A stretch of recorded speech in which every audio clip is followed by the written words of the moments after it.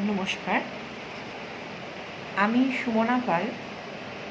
আমি পেশায় একজন শিক্ষিকা, কিন্তু আমার খুব শখ হলো গিয়ে কবিতা লেখা, গান করা এবং সমাজের জন্য সামান্য কিছু হলেও কন্ট্রিবিউট করা সামাজিক কারণে। তো আজকে আমি আপনাদের কাছে একটি গান গেয়ে শোনাচ্ছি। যদি ভালো লাগে অবশ্যই আপনারা সাবস্ক্রাইব করবেন এবং লাইক যদি করেন তাহলে নিশ্চয়ই লাইক দেবেন। এবং সবচেয়ে বড় কথা হচ্ছে এটা একটা অ্যাওয়ারনেস বিল্ডিংয়ের জন্য। বলতে পারেন মানুষে অনেক সময় স্লোগান দেয়, তো আমি অত স্লোগান দিতে পারি না। আমার অত্যন্ত বেদনার যে জায়গাগুলো সেগুলো কেন যেন গান হয়ে ওঠে, হয় গান হয়ে ওঠে নইলে কবিতা হয়ে ওঠে। তো যাই হোক, আমি ওই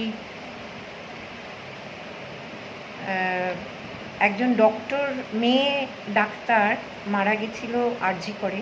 তার নামটাও এখন বলা যাচ্ছে না, আমাদের লয়ের কারণে জানি না। ইনি একটা বিল আসছে, অভয়ার মা বলেছে যে আমাদের এখানে যে নির্যাতিতা তার ছবি প্রকাশ করা যায় না, নাম প্রকাশ করা যায় না, অথচ মানে তাকে যারা হত্যা করেছিল তারা নির্বিবাদে দিব্যি ঘুরে বেড়াচ্ছে, মুখোশ ছাড়াই ঘুরে বেড়াচ্ছে, তার জন্য কিছু হয় না। তো যাই হোক, আমাদের 2024 সালের 9ই আগস্ট সেই বীভৎস রাত্রিটার কথা আমরা কেউ ভুলতে পারবো না।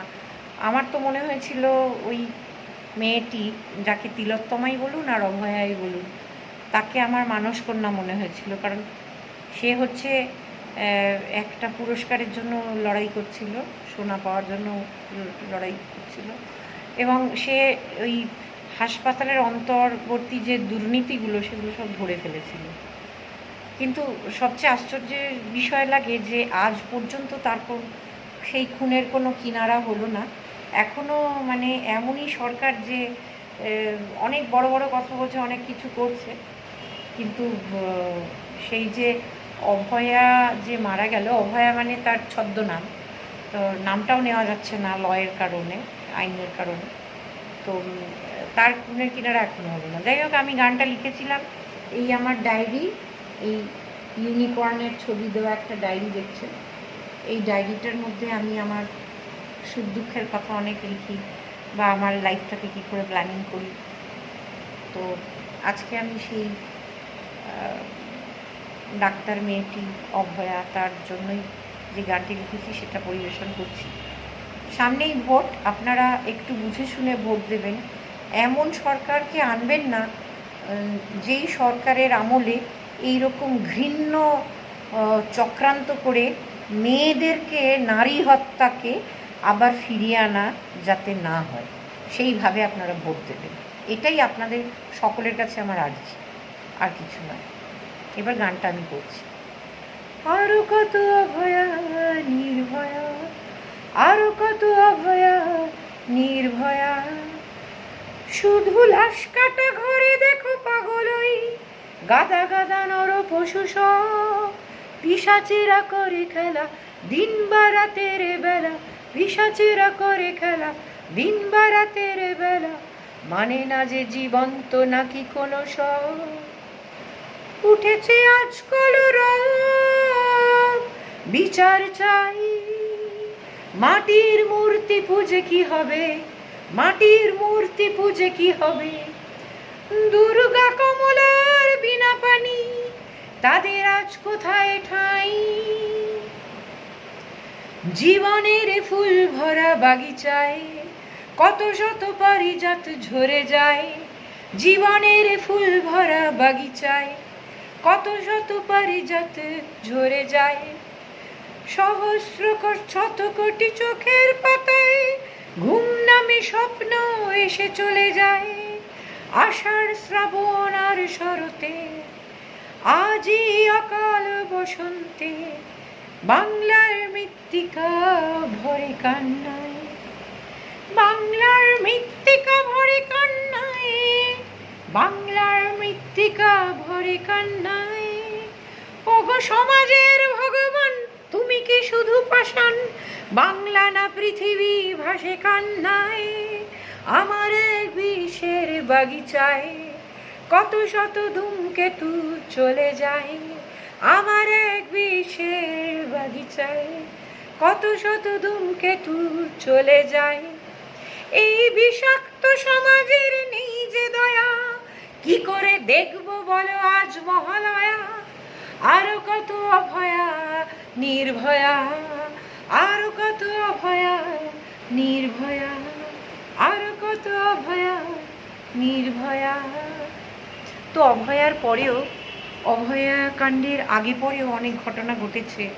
যাদবপুর ইউনিভার্সিটিতে যে সুন্দর মিষ্টি ছেলেটি অকালে চলে গেল, ওই ইউনিভার্সিটি বিশ্ববিদ্যালয়ের ছেলেরা তাকে শারীরিক নিগ্রহ করে মেরে ফেলেছিল, সেই যাদবপুর আমি আজও ভুলতে পারি না। হ্যাঁ, তো যাদবপুরের সাথে আমার অনেক স্মৃতি বিজড়িত।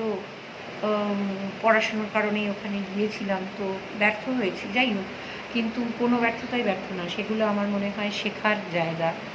যাই হোক, তো এইটা খুব দুঃখের যে বিশ্ববিদ্যালয়ে পড়তে এসে একটা বাচ্চাকে তার ভবিষ্যৎ গড়ার জন্য তার মা বাবা পাঠিয়েছে, সেখানে নিগ্রহ করে ছেলেটিকে মেরে ফেলল। তারপরে অভয়াকাণ্ডে হচ্ছে গিয়ে এই মেয়েটিকে মেরে ফেলল। তারপরে আরও এরকম অনেক দুর্ঘটনা ঘটেছে। হ্যাঁ, আরজি করেই আবার কদিন আগেই লিফটে, এই 2026-এই লিফটের মধ্যে চাপা পড়ে মারা গেছে। তো আমাদের এই যে বাড়ি দেখছেন, এখন হচ্ছে গিয়ে এই বাড়িটি, হ্যাঁ, বিরাটিতেই আর কি থাকি আমি, দমদম বিমানবন্দরের কাছেই। তো এখানেও লিফটে কি যেন একটা মানে করে রেখেছে আর কি, মানে এই সরকারের আমলে। হ্যাঁ, তো যত হচ্ছে গিয়ে নাশকতামূলক কাজ যারা করছে, যত ইললিগাল ইনফিল্ট্রেটার্স, তাদেরকে হচ্ছে গিয়ে মাথার মণি করে রেখে তাদের হাতে সমস্ত ইলেকট্রিশিয়ান বলুন, প্লাম্বার বলুন, তারপরে টেকনিক্যাল আর কি যা কিছু রাজমিস্ত্রি বলুন, কাজের আর কি যারা আসে কাজে সকাল বিকেল আমাদেরকে হেল্প করার জন্য, ডোমেস্টিক হেল্প, তো এদের মধ্যে কতগুলো শয়তানকে ঢুকিয়ে দিয়ে একেবারে গোড়া থেকে পশ্চিমবঙ্গের যে মানে সৌন্দর্য, স্বাধীনতা, মনস্তত্ত্ব বা সংস্কৃতি, ঐতিহ্য, আমাদের বাংলাকে কিভাবে একেবারে নিচে নামিয়ে একেবারে সর্বনাশ করে ফেলা যাবে, সেই চক্রান্তটি অনেক কাল ধরে চলেছে। সে মানে বিক্ষুব্ধ সিপিএমের আমল থেকে চলেছে, এখনো পর্যন্ত 2026-এও আর কি গেল না। তো যাই হোক, আপনারা একটু বুঝে শুনে আর কি ওই 29শে এপ্রিল ভোটটি দেবেন জায়গা মতো।